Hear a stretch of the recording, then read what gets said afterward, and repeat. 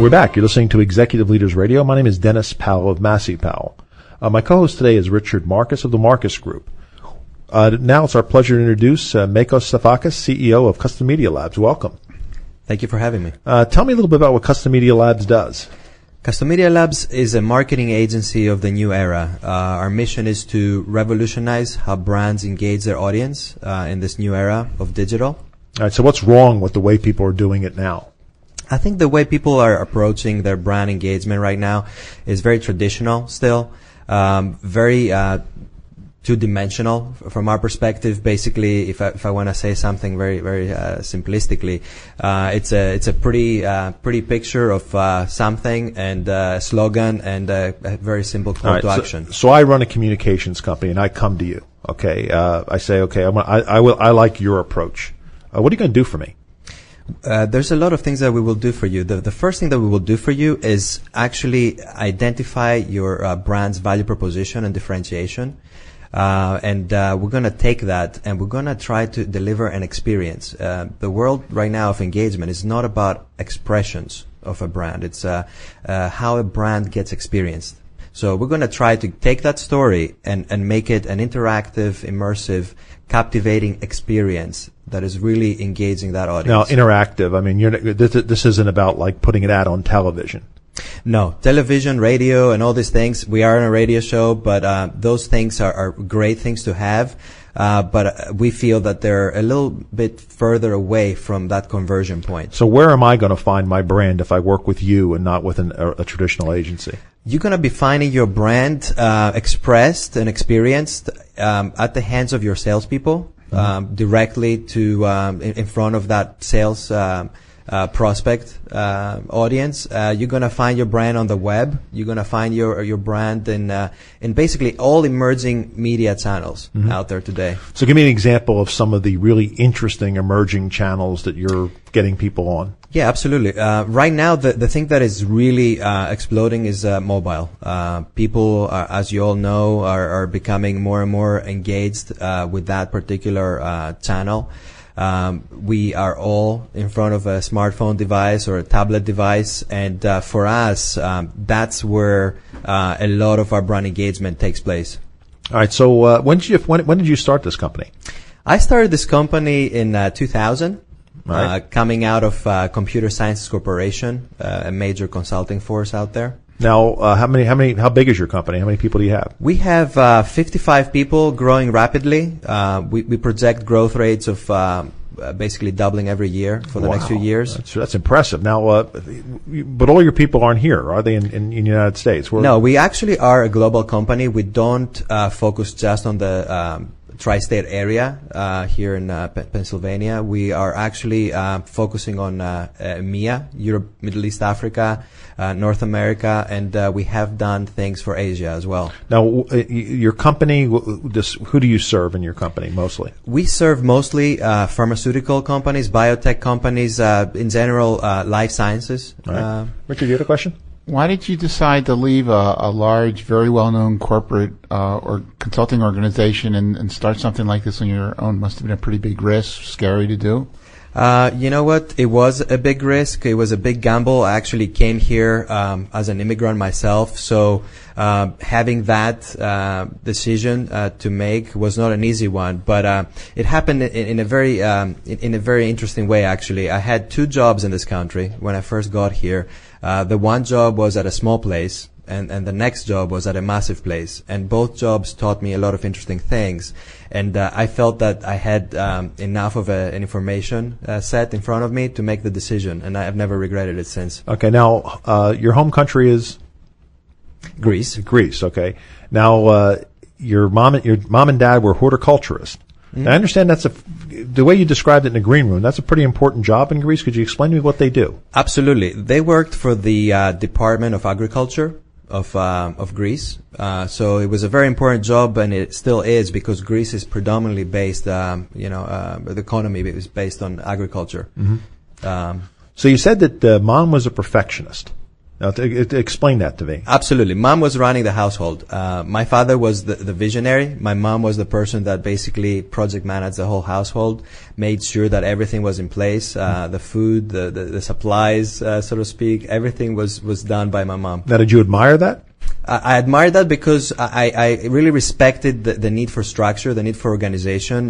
Without that, you cannot achieve certain things. That's your foundation. Is that shaped your life in business? It did. It made me appreciate structure. And in order to be enterprise level, you have to absolutely conquer that. Now, your dad was sort of a wannabe entrepreneur. Explain that to me. Absolutely. My father, who I respect tremendously, always had really innovative ideas in his own field, in the field of agriculture, and for the government, working for the government all these years. He really tried to innovate how farmers would actually brand their products, would actually create standards around how they grow their products, and really create businesses that promoted that agricultural economy. But he never quite pulled the trigger, right? No, he never did. He always, because he was working for the government, he always had suggestions that never came to fruition. How is that like shaping your life when you see a guy who has all these great ideas that are never really coming to fruition? Yeah, he was actually the trigger inside of me to actually make the decision to take the risk and break through from the corporate world into the entrepreneurship world. Right. Just one more thing. You go to school in Europe. Absolutely. I was educated in the United Kingdom. All right. And someone comes up from behind you, and what happens? Actually, somebody taps on my shoulders. I turn around and I meet my wife for the first time. And is she an American? She's an American that just got to the UK as an exchange program student from Penn State. Oh, from Penn State. Wow. Yes. Now, do you ever think had it crossed your mind that after your education in England that you would come to America? I never planned to be in this country, and I can honestly tell you that I've never been happier. This country is tremendous. This country, nobody was telling me about the American dream until I got here. And in this country... Now, the American dream, that's not real, is it? The American dream is very real. Well, tell us about that. I came here in 98, and within 2 years, I had a vision for a company. I pursued it, and 13 years later, I can honestly say that I'm living the American dream. But doesn't that happen in Greece all the time? No. Europe is a very a different environment. I think Europe is a lot more conservative. Europe has a lack of appreciation of differentiation, and culturally, it's still very segmented. This country here is very homogenized. We have a lot of cultures coming together, respecting one another and wanting to work for the common good. So you think maybe that what you've done in America you couldn't make it happen in Greece? I could not have done it the same way. Even though I had more connections there and more of a network there, and I didn't have any network here. That's why it took me 13 years to grow the company. I could honestly not be able to do that there. Yeah, I want to go back a second to your discussion with your dad. So you both have entrepreneurial spirits, but you've been able to do it. He wasn't, maybe some because he was in Greece. But what is the difference between the two? How are you different than your dad that allowed you to do that? And what does that say about being an entrepreneur? Absolutely. The main thing that I believe I have that my dad didn't necessarily have is the ability to risk, the ability to take risks, to give up on a lot of things that you had before, that you've already achieved before, the foundation, the comfort zone that you were at before, and really forge ahead into the unknown. And did that, I know you said earlier, that didn't come easy. You started this company, but it took you a while to really get it going. Talk about that. Absolutely, absolutely. Coming here, not knowing anybody here, not having hardly any relatives in this area in Philadelphia, it was a very hard thing to do a job, to do your own company. And a lot of people looked at me initially with a huge surprise in their faces. Now, some people, when they do something after 6 months or 9 months or certainly after a year, they're getting very frustrated and ready to head for the doors. Tell me what this process was like for you. I mean, where are you in year 1, year 2, year 5? I mean, you're 13 years to get this thing up and running, and it seems to be running very, very well right now. Absolutely, absolutely. One very interesting thing is that when you start out, you're basically looking at your dining room table and a couple of chairs that are empty across from you. you're by yourself. And the only way to achieve the next level is to just keep walking.